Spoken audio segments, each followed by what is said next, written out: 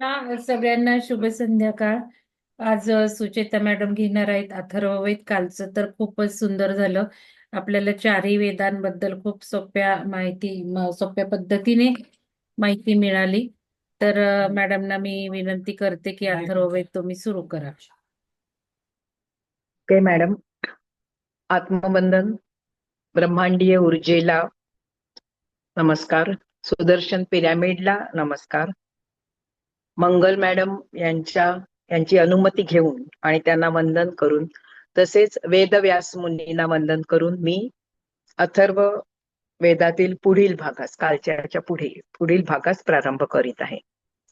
तर आता आपण थोडक्यात अथर्व वेदाचं महत्व काय आहे ते बघूया. अथर्ववेद हा बहुजन समाजाचा वेद आहे असे ह्याच्यामध्ये म्हटलेले आहे. तर आता बहुजन समाजाचा वेद का म्हटलेला आहे, तर आबाल वृद्ध हे ऋग्वेद, यजुर्वेद आणि सामवेद या वेदत्रयीतील सांस्कृतिक धन हे एकट्या ब्राह्मण वर्गाचेच कर्तृत्व नसून समाजातील क्षत्रिय, वैश्य आदी सर्व थरातील व्यक्तींचा, स्त्रियांचा, गंधर्व, राक्षस, नाग, सर्प, मत्स्य आदी लोकांचा हातभार या ग्रंथाच्या रचनेस लागलेला आहे.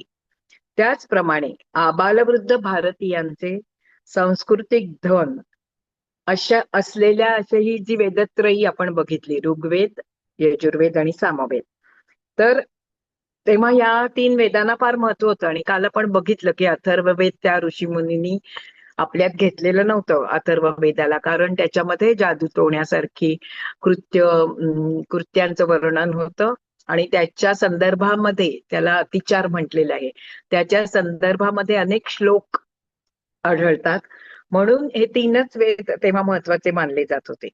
पण तेव्हा काय होतं की हे जे 3 महत्वाचे वेद होते त्यांना मुसलमान आक्रमणकाली, हूण आणि मुसलमान यांच्या स्वाऱ्या तेव्हा होत असत. तर त्यांच्यापासून रक्षण करण्यासाठी म्हणून जर आपत्कालाचा प्रसंग आला तर ह्या ग्रंथांचं रक्षण व्हावं किंवा या सर्व संहितांचं रक्षण व्हावं म्हणून जनसामान्यांना याची जबाबदारी ब्राह्मणांच्यावर सोपवण्यात आली होती. आणि त्यामुळे काय झालं की इतर समाजातले जे लोक होते, बहुजन समाज थोडस ह्या वेदांपासून दुरावला गेल्यासारखा झाला आणि त्यांना परकेपणाची भावना उत्पन्न झाली. आता यज्ञीय धर्मसाधनेच्या दृष्टीने अथर्ववेद हा कमी महत्वाचा जरी मानला गेला असेल तरी सुद्धा भारतीय लोकसाहित्याचा आद्य स्त्रोत या दृष्टीने सामाजिक आणि सांस्कृतिक दृष्ट्या तो ऋग्वेदाहून अधिक महत्वपूर्ण आहे असा उल्लेख आढळतो. समाजातील निष्कांचन ग्रामीण जनतेपासून अगदी उच्चपदस्थ राजे महाराजांपर्यंतच्या सर्व वर्गांचा परामर्श या ग्रंथात घेतलेला आढळतो. म्हणजे अगदी निष्कांचन गरीबातल्या गरीब माणसासाठी जसे याच्यामध्ये मंत्र आहेत, तसंच महाराजे राजे जे आहेत त्यांच्यासाठी, त्यांच्या भल्यासाठी पण याच्यामध्ये मंत्र आढळतात. त्यामुळे तो बहुजन समाजाचा अथर्ववेद हा बहुजन समाजाचा वेद आहे असे म्हटले आहे. आता ऋग्वेदापेक्षाही अधिक प्रमाणात लोकसाहित्य प्रधान अशी अथर्ववेदाची रचना आहे. आपण ऋग्वेदात बघितलं सगळ्या वेगवेगळ्या देवतांना पाचारण करायचं आणि त्यांच्याकडे त्यांची स्तुती, असं साधारण ऋग्वेदाचं स्वरूप आहे. परंतु अथर्व वेदामध्ये तसं नाहीये, लोकसाहित्य प्रधान अशी त्याची रचना आहे. त्यामुळे लोकांमध्ये प्रचलित असलेल्या अभिचार विषयिक जी कृत्य आहेत, लोकांमध्ये प्रचलित असलेली जादूटोणा, काळी जादू, लिंबू हे करून मारणे, ते सगळं अजूनही ते चालू आहे. असं नाहीये की समाजाच्या एका ह्याच्यामध्ये किंवा ह्याच्यामध्ये असंही म्हटलेलं आहे की सर्व उपाय थकले की चांगला, म्हणजे वरच्या ह्याच्यातला माणूस सुद्धा म्हणतो की हे आपण करून बघूया, मंत्रतंत्र करून बघूया. म्हणजे ही जी विद्या आहे ना, जादूटोणा, मंत्रतंत्र, त्याला यातुविद्या असं म्हटलेलं आहे. तर अथर्व वेदामध्ये अगदी खालच्या स्तरापासून वरच्या स्तरापर्यंत सर्वांच्या समस्येचं उकलन इथे दिलेलं आहे आणि सर्वांना तो उपयुक्त होईल अशी ह्याच्यामध्ये मंत्ररचना आहे. आता पूर्वी आपण ऋग्वेदामध्ये काल बघितलं की इंद्र, इंद्राणी, वायू, मरुत, देवगण असे सर्व जे होते त्याच देवता आपल्याला माहिती झाले ऋग्वेदामध्ये. पण अथर्व वेदांनी नव्या देवतांना जन्म दिला, नव्या देवता ग्रंथांमध्ये आणल्या. त्या नव्या देवता कोण? भूत पिशाचादी आणि दानव, प्रेत, जादूगार, अभिचारक पुत्र, आणि ह्या सगळ्या ज्या देवता आणलेल्या आहेत, अ, त्यांचा उपयोग या यातुविद्येसाठी केला गेला. त्यामुळे सुद्धा हा वेद या वेदत्रयीपासून, प्रथम 3 वेदांपासून वेगळा आहे. कारण त्या प्रथम 3 वेदांमध्ये त्याचा उपयोग नाहीये, पण उल्लेख नाहीये. पण अथर्व वेदामध्ये बघा की कोणी जारण मारण केलं, जादूटोणा केला, असं झालं तसं झालं, तर पुन्हा ते इंद्र वगैरे, ह्या इंद्र, मरुत, बृहस्पती, वरुण ह्या देवतांनाच त्यांनी आव्हान केलं आहे. आणि ह्या सगळ्या ही जी जादूटोणा आहे हे आहे ते नष्ट हो. पण जादूटोणा करून घेणाऱ्या देवता कोणत्या आहेत? ते सगळे जादूगार, अभिचार, दानव, असुर, प्रेत वगैरे. म्हणजे आता काहींनी वाचलं असेल तर ते स्मशानात जाऊन हे सगळे लोक काय काय विधी करतात, तर त्या विधींचा ह्याच्यामध्ये जास्त प्रमाणात किंवा त्या विधींचा याच वेदामध्ये समावेश केलेला आढळतो. आता कौटिल्य काय असं म्हणतो की लोकरक्षक धर्मामुळेच केवळ चातुर्वर्ण्य आणि आश्रम सुस्थितीत राहतात. म्हणजे जे पहिले 3 वेद आहेत, वेदत्रयी, त्यांनी सुद्धा अथर्व वेदाला महत्व दिलं नाहीये. वेदत्रयीमुळेच समाजामध्ये शांती लाभते आणि लोक चांगल्या स्थितीमध्ये जगू शकतात. ह्या अथर्व वेदाचं महत्व असं आहे, श्लोकामध्येच असं म्हटलेलं आहे की न तिथिनम न च नक्षत्रम न ग्रहो न च चंद्रमाः अथर्व मंत्र संप्राप्त्या सर्व सिद्धिर भविष्यती. अर्थात अथर्व वेदातील जी उपचार दिले आहेत ते करण्यासाठी तिथी, नक्षत्र, ग्रह, चंद्र यापैकी कोणीही अनुकूल नसेल तरी सुद्धा अथर्व वेदातील फक्त मंत्रांचं पठण करूनही मनात असलेले कार्य सिद्धीस जाते. अमुक एक मुहूर्तावरच केलं पाहिजे, अमुक एक आज अमुक वार आहे नको करूया, अमुक तिथे अमावस्या आहे नको, अमुक नको, तसं काही अथर्व वेदात नाहीये. तुम्ही फक्त कोणताही काल किंवा कोणतीही तिथी न बघता तुम्ही जर फक्त अथर्व वेदातील मंत्रांचं पठण केलं, इतकं त्या मंत्रांमध्ये सामर्थ्य आहे, तरी सुद्धा तुमची इप्सित कार्यसिद्धी होऊन जाते, असं याच्यामध्ये उल्लेख केलेला आहे. आता अथर्व वेदातील काही आपण या वेदामध्ये ज्या सगळ्या जे मंत्र आहेत किंवा जे पद्यातच आहेत, आपण काल बघितलं ऋग्वेदाप्रमाणेच पद्यात आहेत. तर आता आपला उद्देश काय आहे? धर्म, अर्थ, मोक्ष आणि काम. हे कसं यातून साध्य होतं हे आता आपण बघणार आहोत ह्याला. आणि ह्यातील सगळी जी पद्यरचना आहे ती विस्कळीत आहे. म्हणजे एखाद्या आधी 3-4 मंत्र देवाच्या स्तुतीचे असतील, इंद्राच्या स्तुतीचे असतील, मग मध्येच एखादं अभिचारण देतील, मग मध्येच काळ्या जादूचा एखादा मंत्र आहे. त्यामुळे असं विस्कळीत आहे. त्यामुळे त्यातून त्यातल्या त्यात असे आपल्याला जे घ्यायचे आहेत मंत्र ते मी शोधून काढले आहेत. आता पहिलं बघूया की ह्या अथर्व वेदामध्ये आपण कोणताही संसारिक मनुष्य असो तर तो घर बांधतो. तर घर बांधणीसाठीचे खूप छान मंत्र ह्याच्यामध्ये दिलेले आहेत. गृहबांधणी, तर ते गृहबांधणीचे महत्व काय आहे, मंत्र काय आहे ते आपण आता बघूया.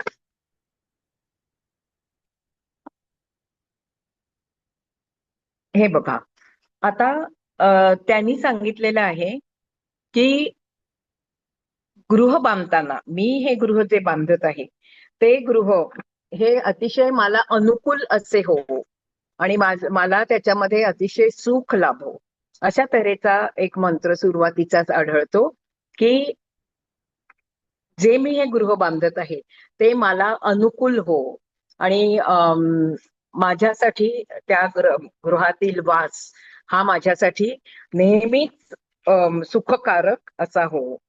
त्याच्यामध्ये त्यांनी काय म्हटलेलं आहे ते आपण बघूया. वास्तोष्पत्ती सुक्त असं या सुक्ताला नाव दिलेलं आहे.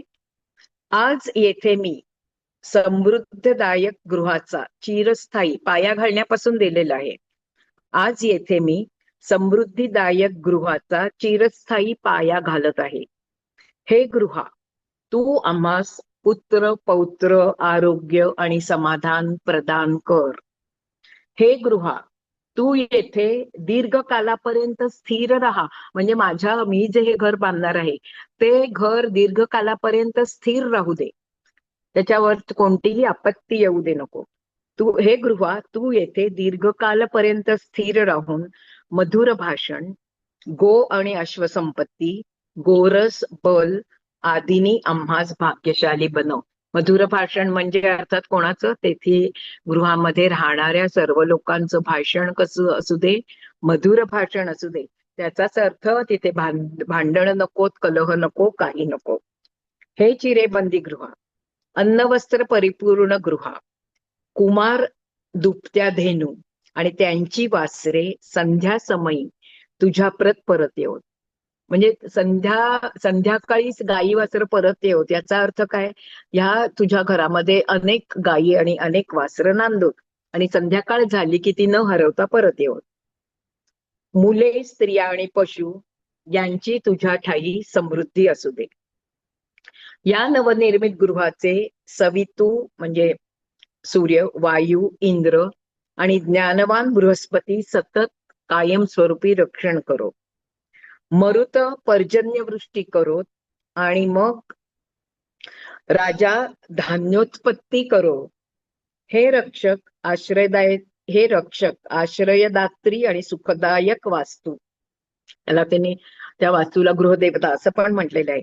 सृष्ट्यारंभी देवानी तुला निर्मिले. हे तृणवसन गृहा, तू आम्हास ऐक्य, संतती, संपत्ती हे सर्व प्रदान कर. गृहाच्या मध्यवर्ती स्तंभावर तू शत्रू प्रतिकारार्थ खंबीरपणे उभा राहा. कळकाच्या खांबाला म्हटलेलं आहे, जो आपण त्याला आधार देण्यासाठी जो मध्यवर्ती खांब असतो ना, तू शत्रू प्रतिकारार्थ खंबीरपणे उभा राहा. हे गृहा, तू आम्हास, किती विचार केला, 5,000 4,000 वर्षापूर्वीचा ग्रंथ आहे बघा. तू आम्हास प्रेमळ शेजारी दे. सगळीकडे आताही आपण म्हणतो नवीन घर घ्यायचं असेल तर शेजार चांगला बाबा पाहिजे, मग काही दुसरं नसलं तरी चालेल, आहे की नाही? आता आपण असंच म्हणतो ना. 4,000 वर्षापूर्वी सुद्धा अथर्व वेदामध्ये ऋषी मुनींनी हेच म्हटलेलं आहे. हे गृहा, तू आम्हाला प्रेमळ शेजारी दे आणि सुपुत्रांसहित शतायुष्यी दीर्घायुष्य प्रदान कर. या नवनिर्मित गृहामध्ये कुमार आणि तरुण म्हणजे नात, आमचे मुलगे आणि त्यांची मुलं, कुमार आणि तरुण, पुत्र पौत्र, तसेच सवत्स धेनू आणि दह्यादुधाने भरलेले कुंभ कायम अस्तित्वात राहोत. ह्या गृहात अन्नबल समृद्धी तसेच गोरस आणि जलाने पूर्ण भरलेले कुंभ कायम असू देत. इष्टापूर्त पुण्याने या गृहाचे संरक्षण होऊन येथील अमृतप्राशन म्हणजे उत्कृष्ट असे शिजवलेले अन्न, येथील अमृतप्राशन करून सर्वजण तृप्त होवत. कुंभातून आणलेले निरामय आणि रोगनाशक जल मी या गृहामध्ये अविनाशी अग्नीसह सुस्थापित करत आहे. पायाभरणीच्या वेळेस ही सगळी प्रार्थना केलेली आहे आणि आपण कलश ठेवतो ना पहिल्यांदी, तर ते कुंभातून आणलेले निरामय आणि रोगनाशक असे जल मी या गृहामध्ये अविनाशी अग्नी, कधीही अग्नी इथला विझणार नाही, अविनाशी अग्नीसह सुस्थापित करत आहे. तर हे झालं गृह बांधणीचं सूत्र झालं. आता गृह बांधणी तर झाली करून, तर पुढे एकदम त्यांनी पुढे जाऊन म्हटलेलं, मी म्हटलं ना विस्कळीत आहे, तर रम्य गृहप्राप्ती पालुपद सुक्त असं एक सुक्त आहे. त्याच्यामध्ये त्यांनी काय अथर्ववेद काय म्हणतोय बघूया. अन्न, धन, बुद्धी आदींनी समृद्ध असा मी, आता स्वतःला तो यजमान म्हणतोय, अन्न आहे माझ्याकडे, धन आहे, बुद्धी आहे, या सर्वांनी समृद्ध असा मी या नवीन गृहामध्ये, गृह आपलं तयार झालेलं आहे, तर तो यजमान म्हणतोय की आता या नवीन गृहामध्ये मी प्रवेश करीत आहे. माझे समस्त कुटुंबीय येथे प्रेमाने आणि निर्भयपणाने निवास करो. सुख, अन्न आणि समृद्धीने परिपूर्ण असे हे गृह आम्हास अतिशय लाभदायक हो. प्रवास समयी बघा, आत्ताच्या काळाला सुद्धा अनुसरून आहे. आम्ही प्रवासात असताना आपण प्रवासाला गेलो आणि थोडे जास्त दिवस झाले तर आपल्याला घराची आठवण यायला लागते. तो विचार तेव्हा पण ऋषी मुनींनी केलेला आहे. अथर्व वेदामध्ये त्याचा उल्लेख आढळतो. प्रवास समयी पुन्हा पुन्हा आठवण येणाऱ्या आनंददायी गृहाची आम्ही कामना करत आहोत. म्हणजे माझं गृह हे कसं असावं, हे घर कसं आहे आणि कसं असावं. मी बाहेर प्रवासाला गेलेलो असताना पुन्हा पुन्हा मला घराचीच आठवण आली पाहिजे. मला ओढ लावणारं अशा गृहाची आम्ही कामना करत आहोत. हे गृह आम्हाला सर्वतोपरी लाभदायक हो. हेच गृहणीय संपन्नायुक्त गृहा तुझ्या ठाई बघा, तुझ्या ठाई मित्रजन सदैव भोजनासाठी येऊत. आता सुद्धा आपल्याला वाटतं ना, नवीन घर केलं, वास्तुशांती झाली की मग ह्या मित्रांना बोलवतो, कॉलेजच्या मित्रांना, नातेवाईकांना, असं आपल्या मनामध्ये की सर्वांना आपण बोलवावं. अथर्व वेदामध्ये सुद्धा तो उल्लेख आहे. हे संपन्नयुक्त गृहा, ह्या सगळं अतिथींचं आणि मित्रांचं आदरातिथ्य करण्यासाठी तू संपन्न संपन्नयुक्त गृहा तुझ्या ठाई म्हणजे तुझ्या मध्ये मित्रजन सदैव भोजनासाठी येवत आणि भोजन कार्यक्रमात आणि गप्पाष्टकात मग्न असो. येथे बुभुक्षित किंवा हपापलेले कोणीही नसोत. येथे सर्व निर्भय असोत. धेनू, वृषभ आणि अजमेंढ्या आदींनी युक्त अशा या गृहामध्ये म्हणजे पशुधन पण पाहिजे. त्या काळी पशुधन ठेवत असत. आता फ्लॅट सिस्टीममुळे गावाकडे असतं, फ्लॅट सिस्टीममुळे आपल्याला पशुधन ठेवता येत नाही. तर धेनू, वृषभ, अज, मेंढ्या आदींनी युक्त अशा गृहामध्ये स्वादिष्ट अन्नाची कायम लयलूट राहो. मधुर भाषी भाग्यशाली लोकांनी पुन्हा म्हटलेलं आहे, घरामध्ये वितंडवाद करायचे नाहीत, मोठ्यांनी ओरडून बोलायचं नाही, आवाज चढवून कोणी कोणावर बोलायचे नाही, हेच ह्याच्यामध्ये अभिप्रेत आहे. आणि आत्ताही आपल्याला तेच हवे असते. मधुर भाषी आणि भाग्यशाली लोकांनी समृद्ध म्हणजे मधुर भाषी आणि भाग्यशाली लोक इथे वस्ती करू आणि अशा लोकांनी समृद्ध अशा या गृहामध्ये अन्न समृद्धी आणि आनंदाची लयलूट असो. येथे सर्व लोक निर्भयतेने आनंदाने जीवन जगत. हे गृहदेवते, घराला गृहदेवता म्हटलेले, हे गृहदेवते, तू येथे प्रसन्नपणे राहून सर्व समृद्धी घडवून आण. तू येथून कधीही जाऊ नकोस. मी आणलेल्या समृद्धीमुळे तुला मी अधिकच समृद्ध बनवीन. आता इथे दोन अर्थ होऊ शकतात. गृहदेवते त्यांनी म्हटलेले आहे की घराला म्हटलेले आहे, पण पत्नीला जी गृहदेवता आहे तिला सुद्धा उद्देशून हे असू शकतं. हे गृहदेवते, तू येथे प्रसन्नपणे राहा आणि सर्व समृद्धी घडवून आण.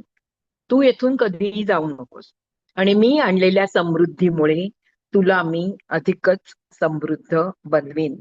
म्हणजे त्या आपलं तर गृह तर तयार झालं, ते अतिशय रम्य कसं गृह आहे त्याचं वर्णन झालं. आता पुन्हा बघूया आपण पुढचा जो श्लोक आहे ह्यालाच अनुसरून असा.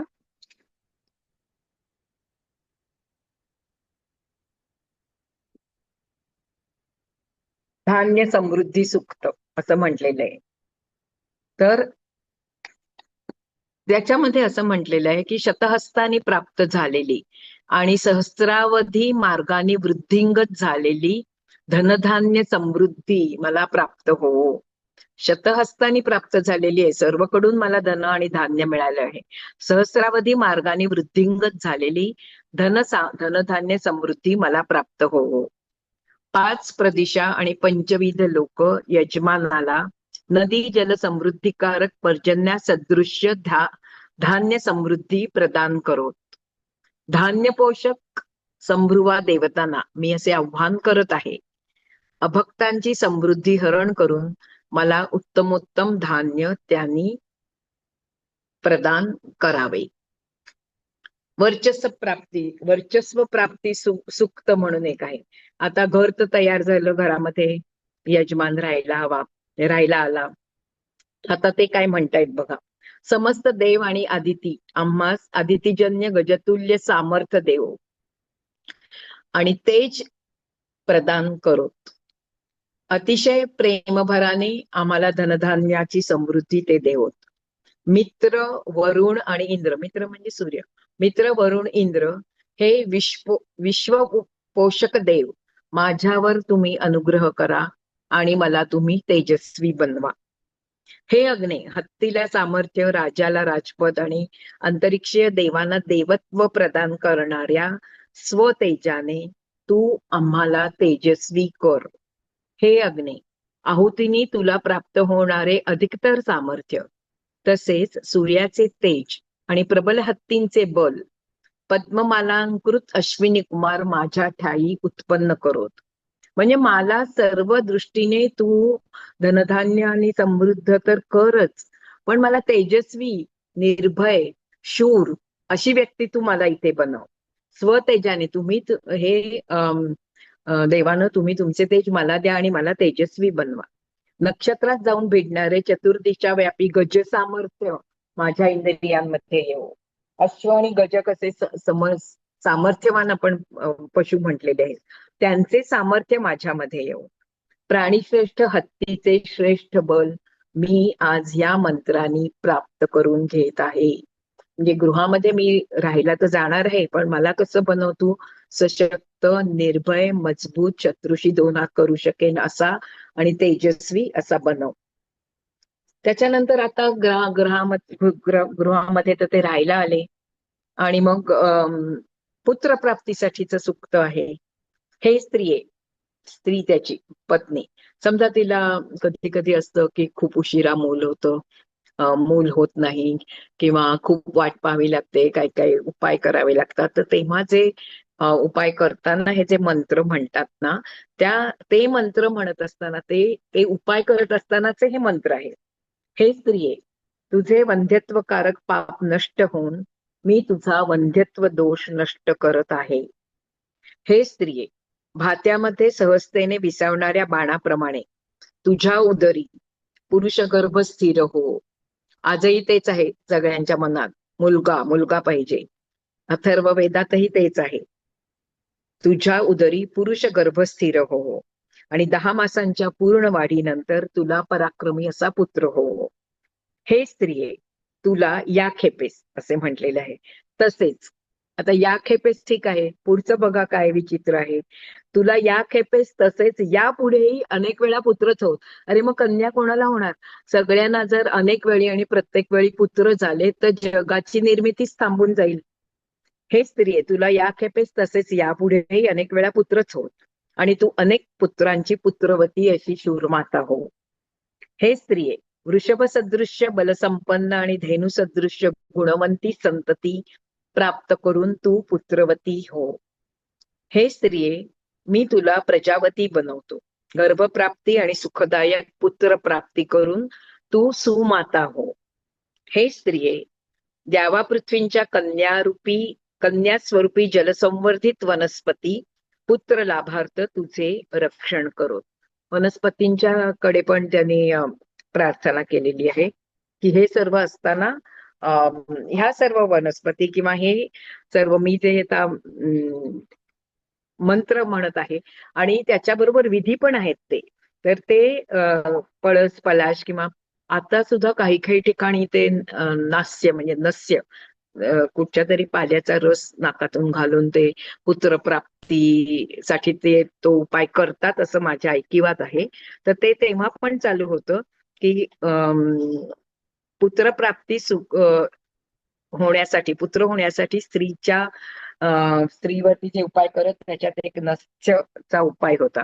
तर हे सर्व जेव्हा उपाय करत असत तेव्हा हे श्लोक म्हणत असत.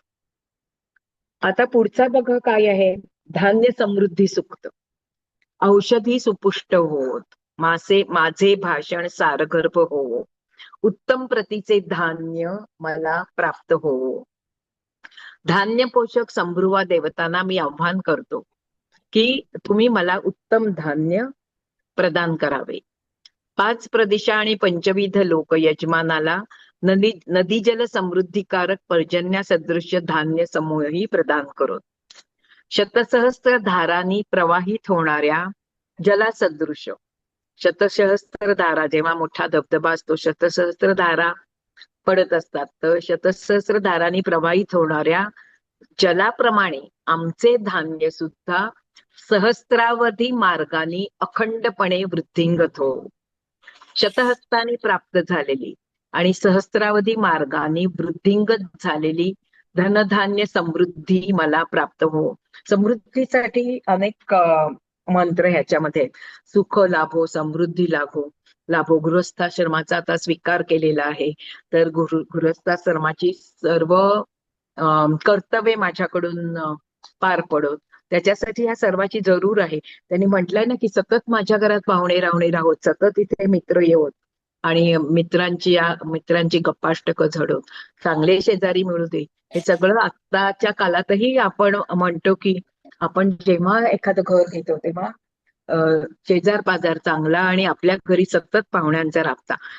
ज्या घराच्या बाहेर चपला काढलेल्या जितक्या जास्त चपला ते घर जास्त समृद्ध, असंही मी एके ठिकाणी वाचलेलं आहे. तर अशा तऱ्हेने ती सतत प्रार्थना केलेली आहे आणि सतत त्यांनी आपल्याला काय पाहिजे, आपल्याला धन धान्य समृद्धी.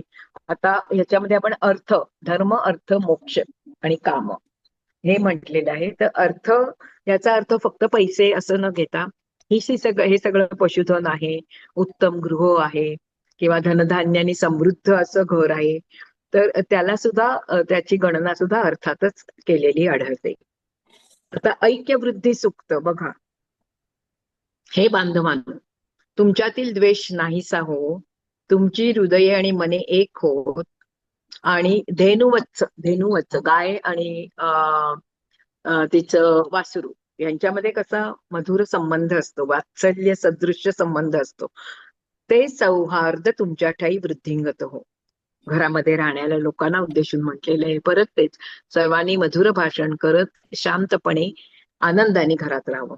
पुत्र पित्याची अवज्ञा कधीही न करो. माता पुत्रांमध्ये कायम एकोपा असो. पती पत्नी परस्परांची मधुर आणि मृदू भाषण करो. 4000 वर्षापूर्वीची कामना आहे, तीच कामना आजही आपल्या मनात, तीच कामना असते. पुत्र पित्याची अवज्ञा न करो, माता पुत्रांमध्ये एकोपा राहो आणि पती पत्नी परस्परांशी मधुर आणि मृदू स्वरात भाषण करो. भांडण नाही, वादविवाद नाही, आरडाओरडा नाही. बंधू भगिनी, भावा बहिणींमधलं प्रेम अभंग राहो. बंधू भगिनी परस्परांचा द्वेष कधी न करो. सर्वजण सामंजस्याने आणि एकोप्याने मधुर भाषण करो. हे बांधवांनो, तुमच्या घरातील नास्तिकता नाहीशी होऊन द्वेष राहित्य आणि एकोपा निर्माण करणारी कृत्ये तुम्ही करत राहा. हे बांधवांनो, कनिष्ठ म्हणजे घरातली लहान व्यक्ती, वरिष्ठ मोठे, आत्ता जे आहे ते 4000 वर्षापूर्वी अथर्ववेदात सांगितलेले आहे. हे लोक हो, कनिष्ठाने आपले स्थान ओळखून राहावे, थोरांना मान द्यावा आणि घरातील ऐक्य कायम ठेवावे. आगाऊपणा करून उलट बोलायचं, आई वडिलांना, घरातल्या मोठ्या माणसांना, आजी आजोबा, त्यांना उलट बोलायचं, असं तेव्हाही सांगितलेलं नाहीये आणि आताही तेच आहे. कनिष्ठांनी स्थान ओळखून थोरांना मान देऊन घरातील ऐक्य कायम ठेवावे. तुमच्या कार्यात आणि मनात सदैव एकजूट असो. तुमची मनामध्ये पती पत्नी म्हणा किंवा घरात कोणताही निर्णय घ्यायचा असेल ते पण याच्यात दिसून येतं. तुमच्या मनामध्ये, विचारांमध्ये आणि तुम्ही जे काय कार्य करता त्याच्यामध्ये कायम एकजूट असू दे. तुम्ही सर्वांनी विचार विनिमय करून कुठचेही घरात राहणाऱ्या सर्वांचा विचार तुम्ही घेतला पाहिजे आणि सर्वांनी एकत्र राहून एकत्र मनाने विचार करून तुम्ही काय करणार आहात ते केलं पाहिजे. हे बांधवांनो, तुम्हास मी एक हेतूचे आणि एक मनाचे बनवत आहोत. ते जे हे चाललेलं आहे त्याच्यामध्ये त्यांनी उपाय किंवा क्रिया चाललेली आहे, त्याच्यामध्ये हे ते चालू असताना किंवा ते यज्ञासारखी छोटी क्रिया चालू असताना ते हे मंत्र म्हणतायत. तुम्हाला मी एका हेतूचे, तुमचा एक हेतू असू दे आणि एक मन असू दे, अमृताचे एकमताने रक्षण करणाऱ्या देवगणाप्रमाणे तुम्ही परस्परांना आपलेसे करून सर्व काळ ऐक्य प्रस्थापित करा. अमृताने कसा तो अमृत कलश देवाने कसा एक मनाने काही त्यांच्यामध्ये वादविवाद नव्हता की कुठे ठेवायचा, काय करायचा, घ्यायचा की नाही घ्यायचा. एक मनाने जसं त्यांनी अमृत कलशाचा सांभाळ केला, त्याचप्रमाणे तुम्ही परस्परांना आपलेसे करा आणि सर्व काळ घरामध्ये किंवा गृहामध्ये ऐक्य प्रस्थापित करा. आता पुढील सूक्त आपण बघणार आहोत. कळीत एकदम पानं आहेत ना, त्यामुळे असं झालंय.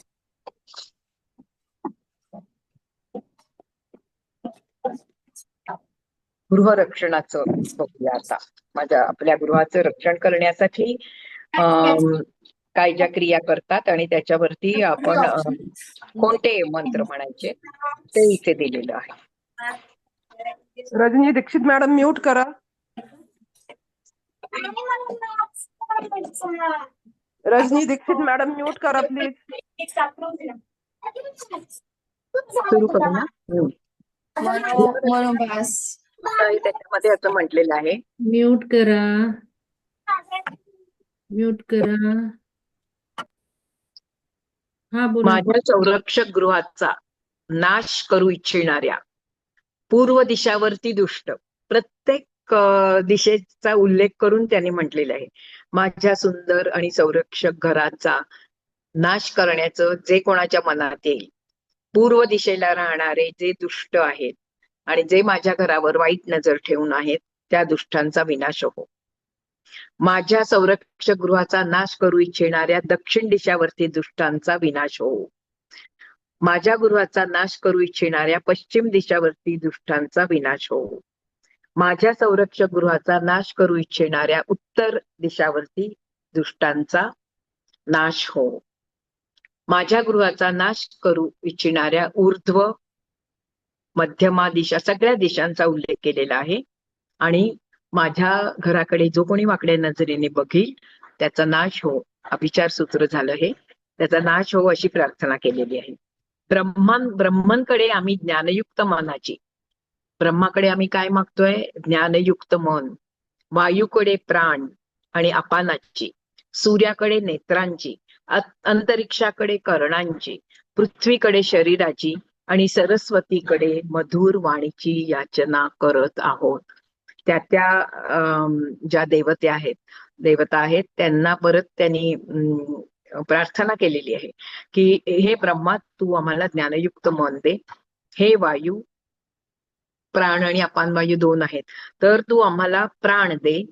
सूर्याकडे नेत्रांची, सूर्याच्या प्रकाशामध्ये आपण सर्व बघू शकतो, पण ते बघण्यासाठी नेत्र पाहिजेत, म्हणून सूर्याकडे नेत्रांची, अंतरिक्षाकडे कर्णाची, कानाची, पृथ्वीकडे शरीराची आणि सरस्वतीकडे मधुर वाणीची याचना आम्ही करत आहोत.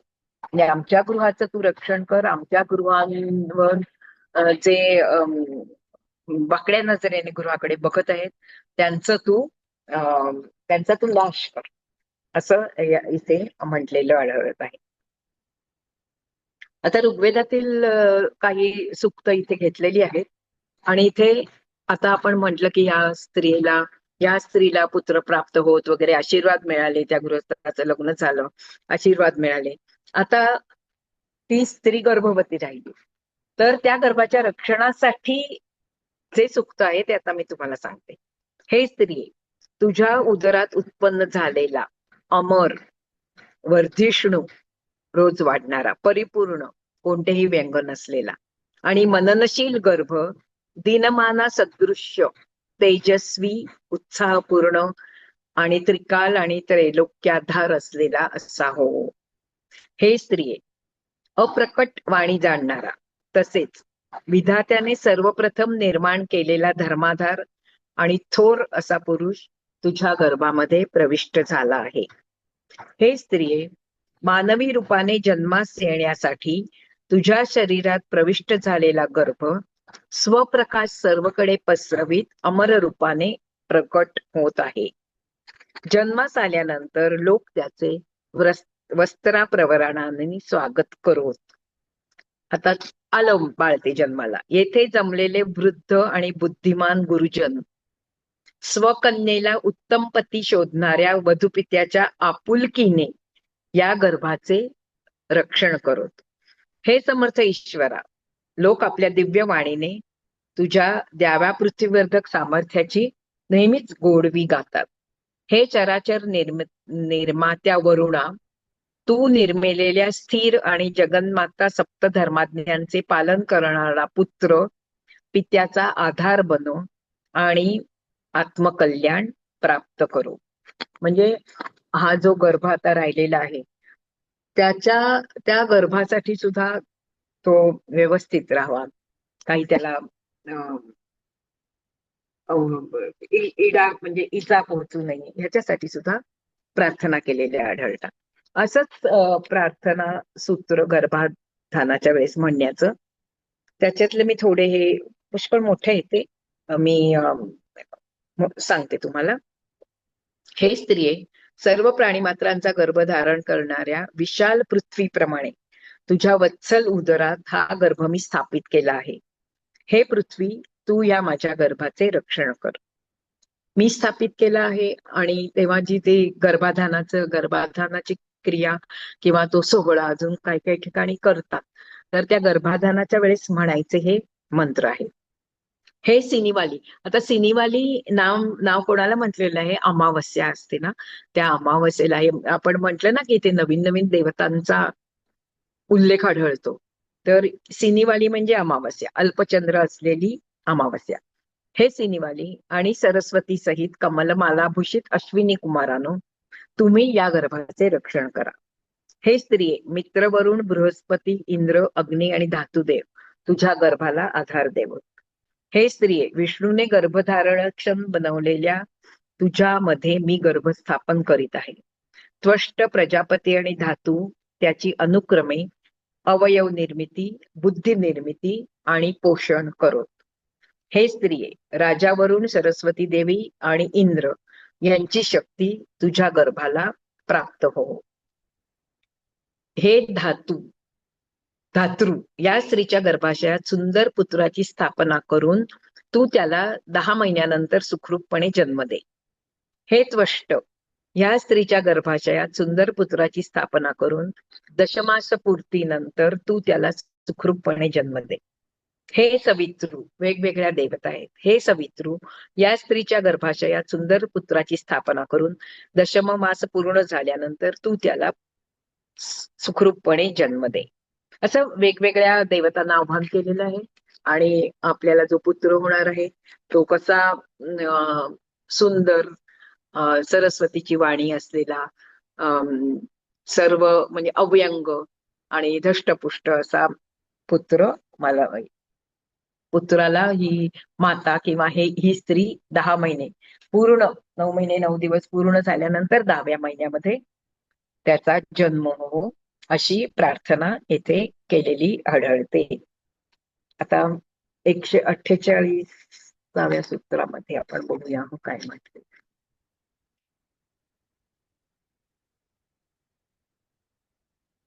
गर्भदृढीकरण पालुपत सूत्रच आहे. इथे 2 ह्याच्यामध्ये सूक्त आहेत. हे स्त्रिये, प्राणी मात्र गर्भधारक पृथ्वीप्रमाणे तुझा गर्भ 10व्या महिन्यात प्रसूत होण्यासाठी तुझ्या उदरात स्थिर झालेला आहे. हे स्त्रिये, वनस्पती गर्भधारक पृथ्वीप्रमाणे तुझा गर्भ 10व्या महिन्यात प्रसूत होण्यासाठी स्थिर झालेला आहे. हे ईर्ष्यायुक्त पुरुषा, तुझ्या ईर्षेचा प्रारंभिक आणि उत्तरकालीन उद्रेक नाहीसा करून तुझा हृदयदाह आणि तज्ञनीती रोग मी नष्ट करतो. आता त्या पुरुषाला, आता तर इथे स्त्री त्याची गर्भवती आहे, बालक जन्मणार आहे, तर त्याच्यामध्ये काही रोग असतील तर त्या रोग निवारणार्थ पण इथे त्यांनी मंत्र म्हटलेले आढळतात. आता पुढचा बघूया आपण. मी म्हटलं ना विस्कळीत आहे सगळं. पत्नी स्थैर्य सूक्त आणि दंपती प्रेम संवर्धन सूक्त. उपासनेच्या फलस्वरूप पतीचा उत्कर्ष होऊन मातृपितृगृहातून आलेल्या पत्नीचा तो प्रेमाने सांभाळ करो. पशुधन, ग्रामाधिपत्य आणि विपुल धनसमृद्धीने या दंपतीच्या समस्त कामना पूर्ण होत. गृहस्थाश्रमासाठी जे जे काही लागतं त्या सर्वांसाठी इथे प्रार्थना केलेली आहे आणि ते सर्व मिळव. आणि ते कसं मिळेल, आणि आपण पहिल्यांदाच आधी बघितलं मुहूर्त वगैरे काही लागत नाहीत ह्या मंत्रांचा उच्चारण करण्यासाठी. आणि इतकं सामर्थ्य या मंत्रांमध्ये आहे की ह्या मंत्राच्या उच्चारणानेच आपलं इच्छित जे आहे ते पूर्ण होतं. या स्त्रीला पत्नी म्हणून उत्पन्न करून हा पती प्रदान करणारा त्वष्ट देव ह्या दंपतीला सहस्त्र वर्षांचे दीर्घायुष्य प्रदान करो. दिवलोक पालक आणि धान्य समृद्धीकारक अग्नी आम्हास अपरिमित धान्य आणि धन देऊन आमचे रक्षण करो. हे दिवलोक पालक वायुदेवा, आम्हास पुष्टिकारक अन्न, पुष्ट पशुधन आणि विपुल धन देऊन तू आमचं गृह समृद्ध कर. सहस्त्रावधी पोषक धनाचा अधिपती असणाऱ्या हे आदित्य देवा, आमच्या वाटणीचे धन तू आम्हास दे आणि आम्हाला धनवान आणि धनोपभोगते असं बनव. तर गृहस्थाश्रमामध्ये जे जे आवश्यक आहे ते सर्व ह्याच्यामध्ये सर्वांचे मंत्र ह्याच्यामध्ये आहेत. आता समृद्धी मंत्र आहेत ते कोणते आहेत ते बघूया.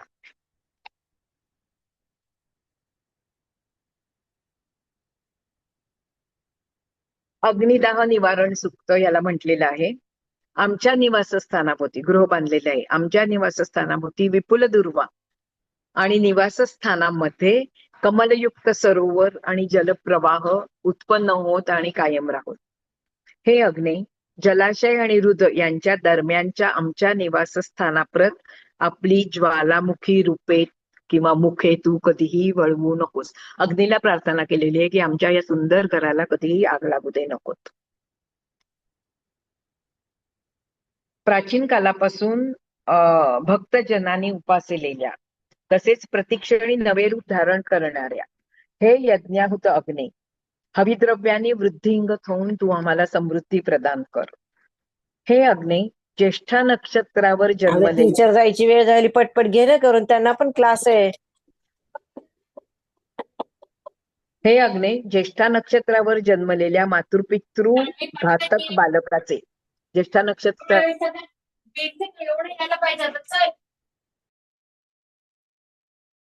मॅडम तुम्हालाच म्यूट केलं गेलं, थांबा. हा, तुम्ही अनम्यूट करा मॅडम. हा केलं मी. हा बोला. बोलू. तर आता आपल्या माहिती असेल सर्वांना मूळ नक्षत्र, ज्येष्ठा नक्षत्र या नक्षत्रावर जी बालकं जन्मतात त्यांची आपण शांती करतो, त्यांचा विश्वास आहे ते. तर ते अथर्व वेदामध्ये सुद्धा त्याचा उल्लेख केलेला आहे. हे अग्नी, ज्येष्ठा नक्षत्रावर जन्मलेल्या मातृपितृ घातक बालकाचे तसेच मूळ नक्षत्रावर जन्मलेल्या कुलपांसक बालकाचे तू यमराजापासून रक्षण कर. समस्त पातकांमधून तरुण जाऊन त्या बालकाला शतायुषी आणि दीर्घायुष्य तू प्राप्त कर. हे अग्नी, क्रूर नक्षत्राच्या बालकास तू भाग्यवान बनव. क्रूर नक्षत्रज म्हणजे क्रूर नक्षत्रावर जन्मलेले बालक. शांती करावी लागते आणि ते जरा एवढं चांगलं समजत नाही, तर तिथे प्रार्थना केलेली आहे. हे अग्नी, क्रूर नक्षत्रज बालकास तू भाग्यवान बनव आणि स्वतःच्या मात्या पित्यास ते घातक ना होवोत. दीर्घायुष्यासाठी थोडी सूत्र आहेत ती बघूया आपण. 205 हे सगळं निवडून काढलेलं आहे. दीर्घायुष्य, मरुत, पुषण, बृहस्पती, अग्नी हे सारे देव मला संतती, संपत्ती आणि दीर्घायुष्य प्रदान करो. त्याच्यानंतर आकस्पर्श वगैरे आता नको घ्यायला.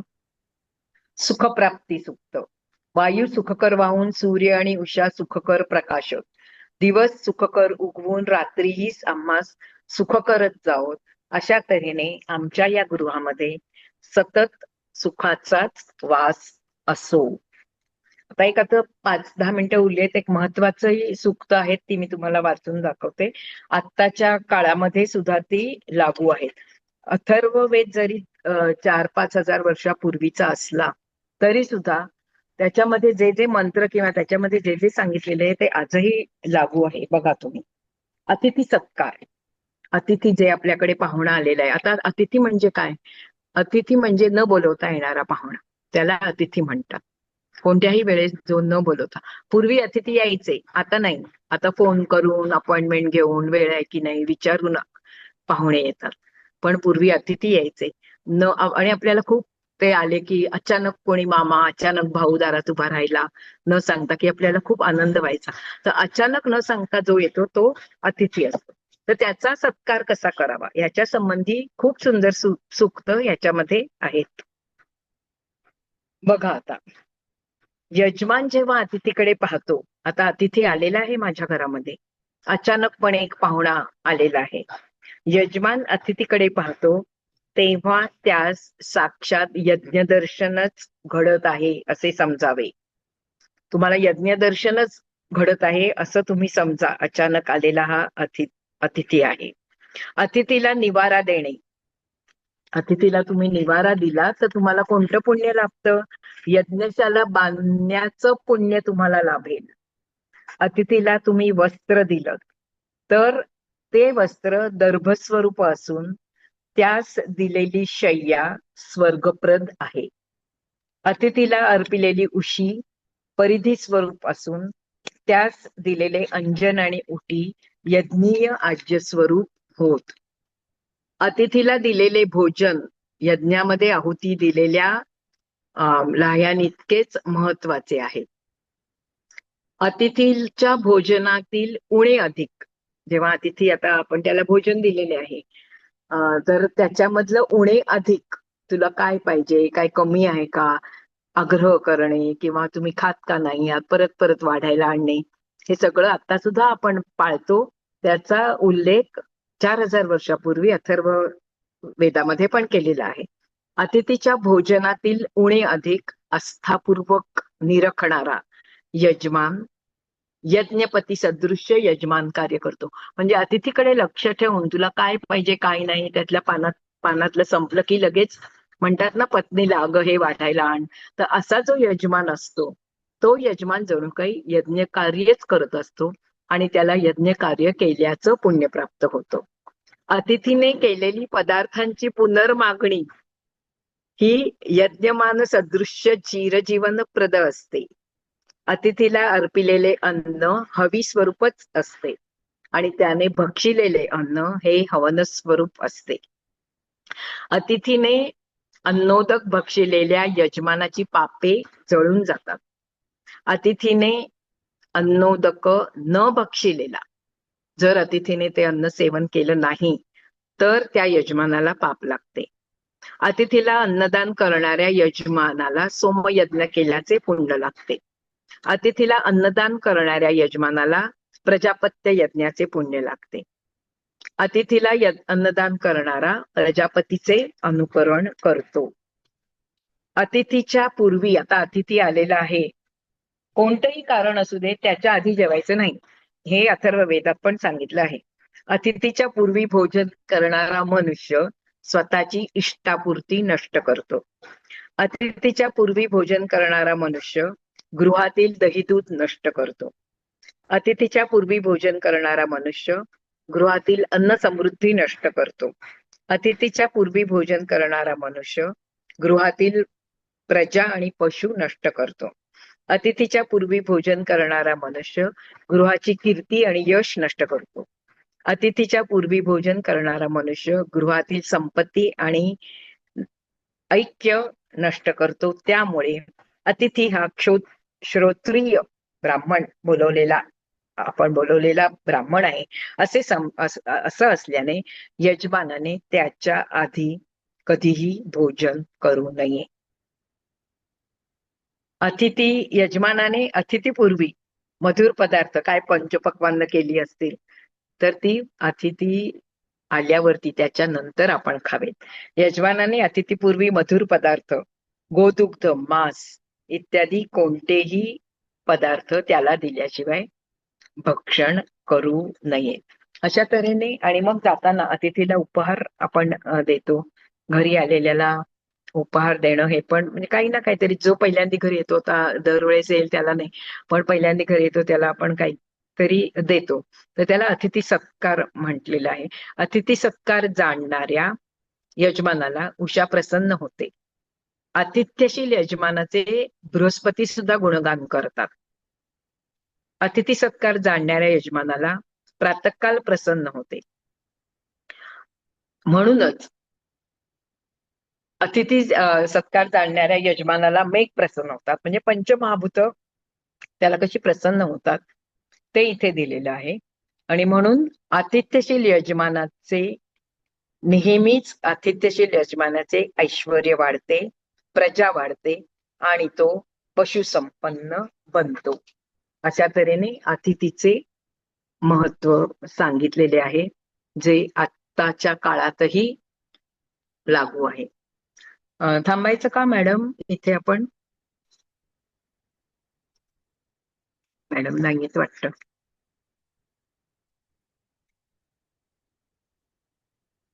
काय मी करूया कोण आहे मी मॅडम तुम्ही मग आहे, थांबायचं थोडं का लांब घ्यायचं? होते. हो, थांबूयात ना, ध्यान घ्यायचंय ना, श्रद्धा मॅडम घेणार आहेत ना, का तुम्हाला हो, घ्यायचंय? मग उद्या ऋणमुक्तीचं हा वगैरे आणि बाकीचं हा घेऊया. हा स्वर्गप्राप्ती. सुचिता मॅडम तुम्ही घेता का ध्यान? नाही नाही, तुम्ही घ्या. काल जसं घेतलं तसं, कारण आज मी काही तयारी नाही केलेली म्हणून म्हटलं. कालचं ध्यान खूप छान झालेलं आहे आणि पण काल म्हणून कालचं नाही मी तयारी सोबत केली श्रद्धा मॅडम. थोडी गडबडीत होते, बाहेर गेलेली बर मुलाला बर बर, घेऊन, जरा डोळ्यांचा ठीक आहे, आपण प्रॉब्लेम. हे करूयात. कालचंच काल परत घ्यायचं मॅडम का? घेतलं ना, काल घेतलं ना, ते हळूहळू घ्या. हा हा हा गॅप गॅप घ्या, थोडं एक एक हा, मिनिटांनी, एक 2-2, 3-3 मिनिटं गॅप घ्या, म्हणजे बर श्वासावरही लक्ष राहील. हा बर बर, हा चालेल. हो. चालेल.